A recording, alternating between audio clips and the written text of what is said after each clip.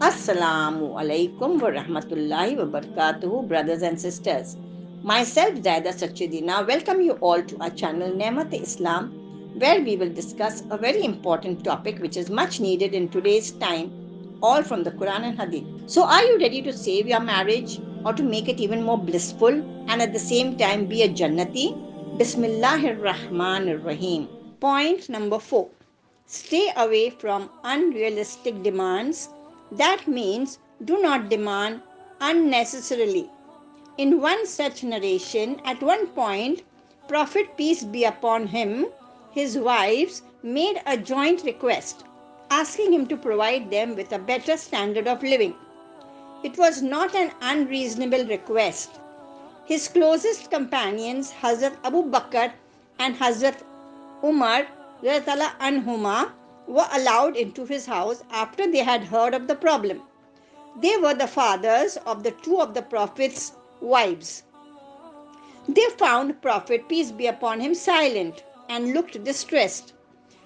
Hazrat Abu Bakr anhu went up to his daughter, Hazrat Aisha anha, and Hazrat Umar anhu went up to his daughter, Hazrat Hafsa anha, piercing them in the neck.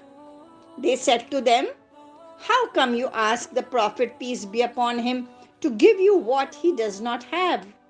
Both of them said, "We will never again ask Prophet Mohammad, peace be upon him, for what he does not have."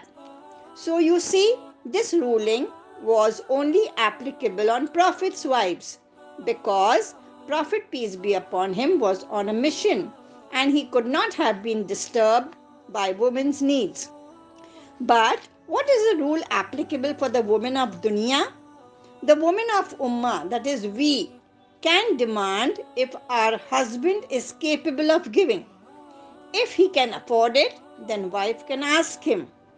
According to hadith that supports that husband should spend on his family, which will be considered as sadaqah.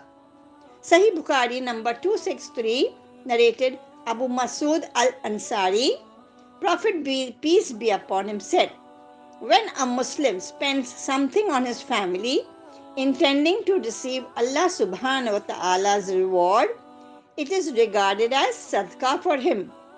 So here we see that the wife should not make demands if the husband is not capable of it.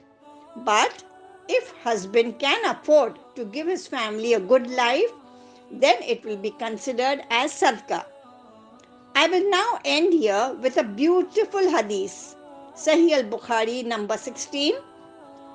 Prophet, peace be upon him, said, "Who loves a person and he loves him only for Allah subhanahu wa ta'ala's sake, will have the sweetness, the delight of faith." Ameen, summa ameen, jazakallah khair.